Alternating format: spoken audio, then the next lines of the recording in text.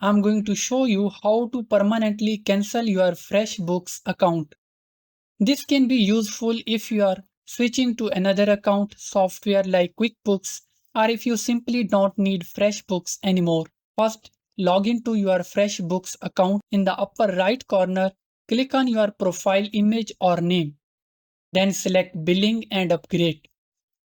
Once you are on that page, scroll all the way down to find the option that says Cancel your account.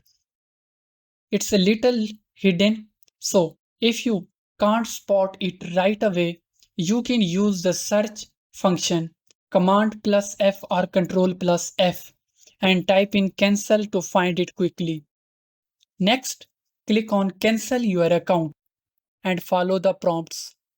FreshBooks will ask for a few confirmation to make sure you really want to proceed. You will need to check the box that says you understand you will lose access immediately and then click continue. Thanks so much for watching.